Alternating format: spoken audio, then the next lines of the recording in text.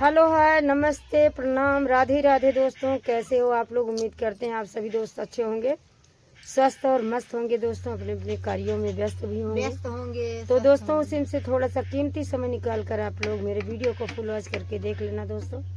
बहुत ही सुंदर है, एक राजा और एक मालिन की कहानी है दोस्तों।